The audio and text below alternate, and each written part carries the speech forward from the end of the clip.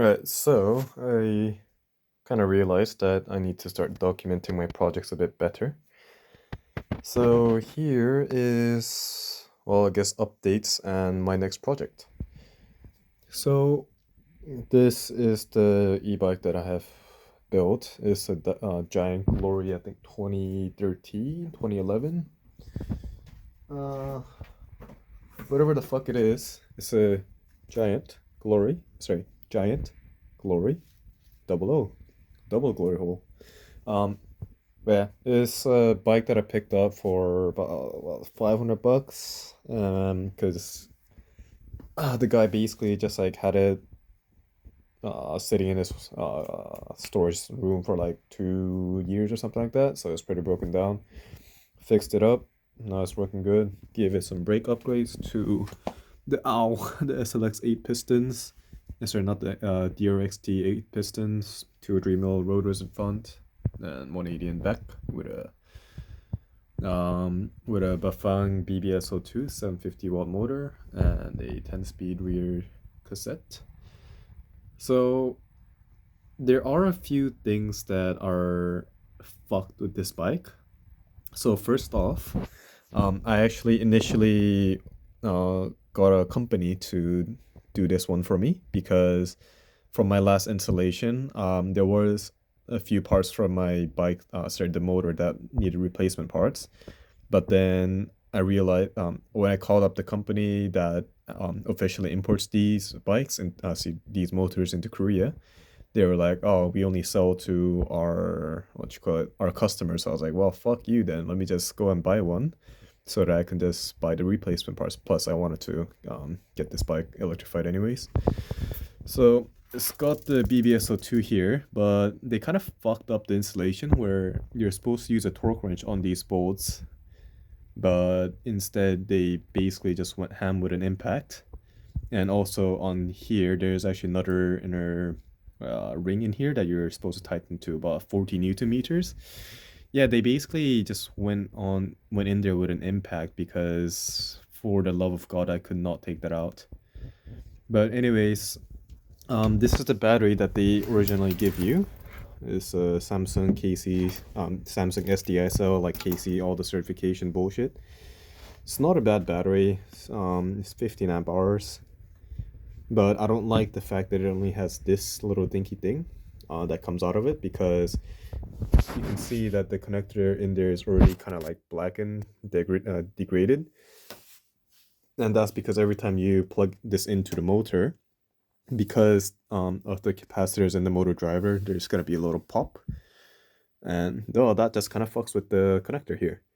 So what I did was I added this little thing, and it's a really simple connection. So all it does is take an XT60 in here, and then connects it to here, and then adds this little charger port doodad here, so that I can connect these things in to charge without having to, well, unplug this and mess up the connectors even more.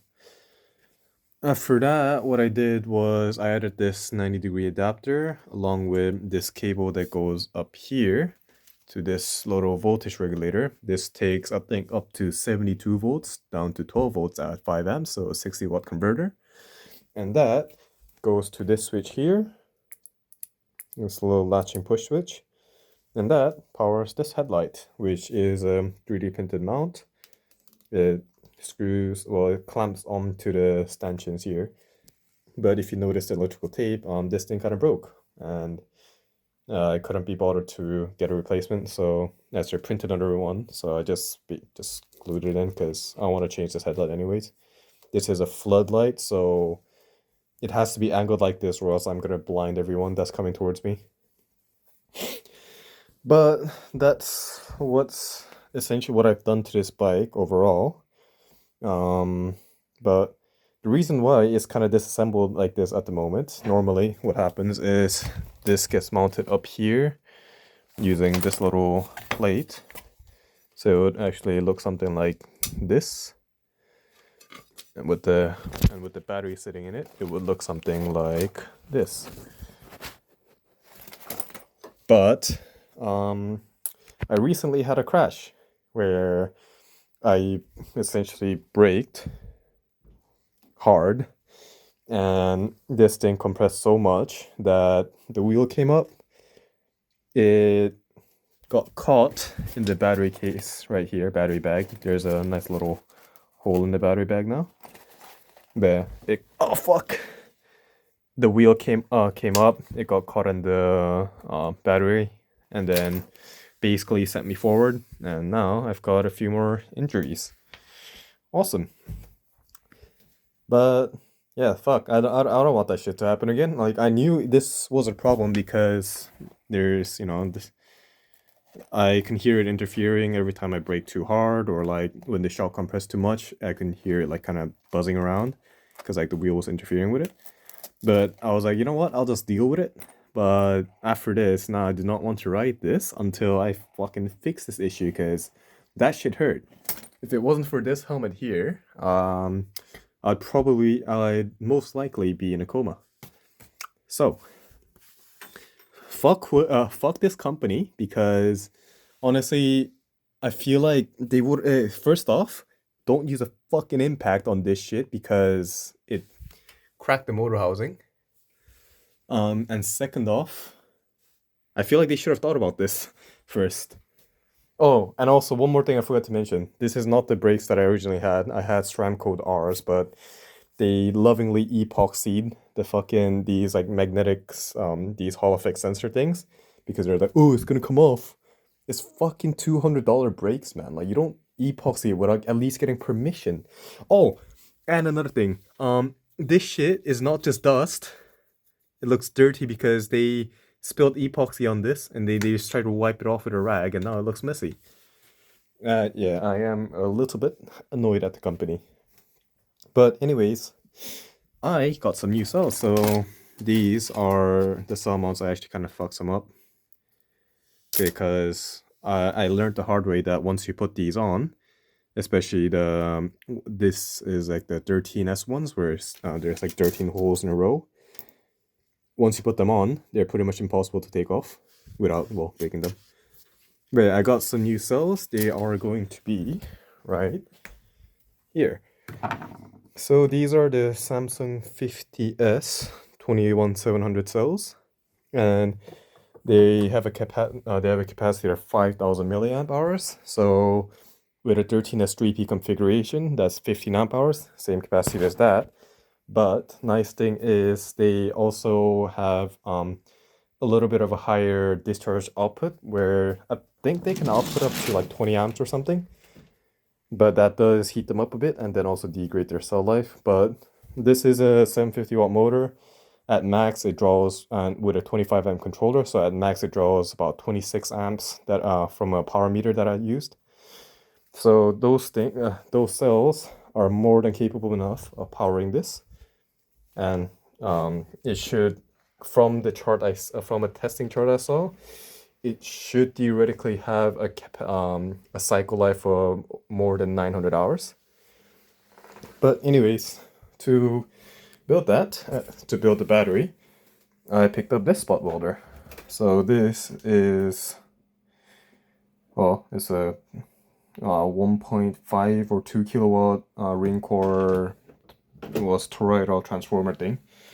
Toroidal transformer AC spot welder. AC spot welder is not the best, I'm aware, but apparently this circuit board here, it does some fuckery where like it actually looks at the sine wave frequency and then divides it up properly to get the most consistent like power into the weld. So hopefully that should give me the most consistent welds. I don't fucking know.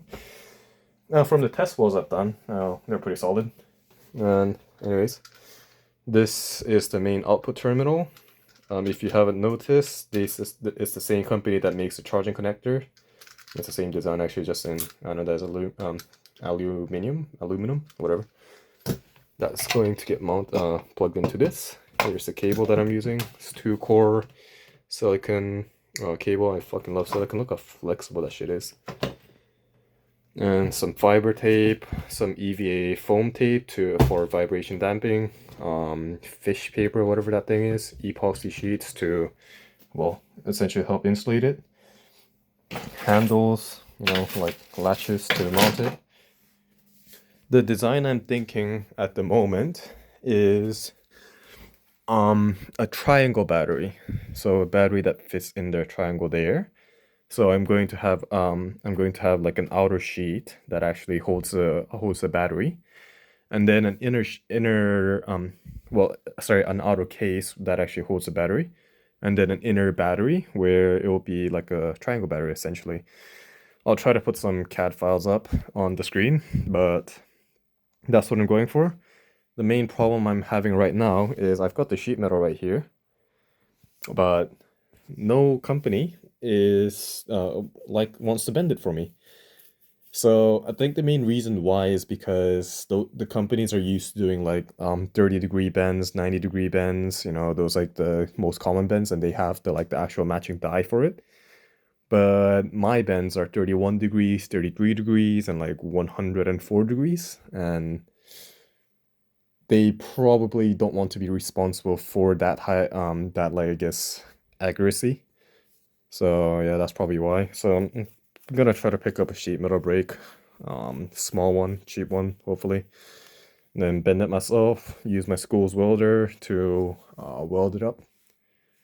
And for mounting, ow, I've drilled some holes in the frame, and then put some rivet nuts in there.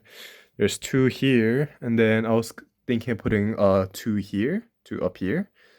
I might put another one down here, so it's gonna be so there's gonna be like three rivet nuts here and then two up there. But honestly, like on my old bike, two rivet nuts, M3 rivet nuts actually was enough to fucking hold that like 4 kilo battery up. So they shouldn't have a problem, especially because this is M4 rivet nuts, so it's a little bit bigger too. But yeah, in a nutshell, so yeah, I guess this is me just documenting some of the stuff I've done and some future plan ideas, whatever. Oh, this is a charger. The motherfucker come off. Oh, bitch. Wait.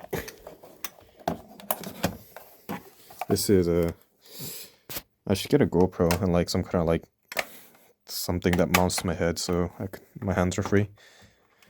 But this is a charger that I modified where I basically just bought a standard 4 amp charger, so similar to that one.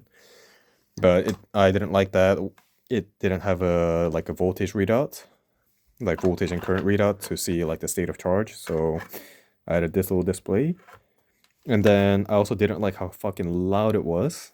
So I added these two silent fans from this brand. I mean, I'm pretty satisfied with the fans.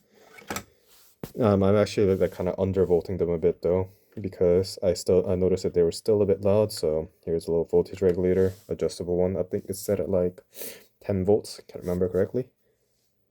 So it spins pretty slow, but it's got good airflow. And I added a shit ton of these like heat sinks to them. But one thing I fucked up on was when it's put together like this, the fans blow down here and here. These parts need basically no cooling. These parts need a lot of cooling. Normally, how they get cooled is they get screwed into the side of the extruded aluminum case, so there's good heat conduction. Heat conduction, so it gets cooled, and also the fan blows air over it, so it gets cooled that way. But for my design, first off, there's no aluminum extrusion for it to conduct heat to, and the fans blow down this way, and the exhausts are on each side. So the air basically, there's like a little pocket of like really hot air in here, and then air just flows out this way. So in hindsight, I should have put the exhaust vents on this side and that side there. But first off, it's it's very glued in, so I can't really fuck with it. So yeah, go me. And second off, I'm too lazy to redesign it. And Honestly, like, yeah, it gets hot. I think it goes like 70, 80 degrees, maybe up to 90 degrees. I do not know, but most these fat things usually can handle 104 degrees, 140, something like that, I think. So theoretically, should be okay. I don't know, it's been working fine. But yeah, so I just right now need to purchase some sheet metal brake. Try to bend this to the right size, drill holes into it, screw it in, and then I'll try to remember to document the record a video of doing it.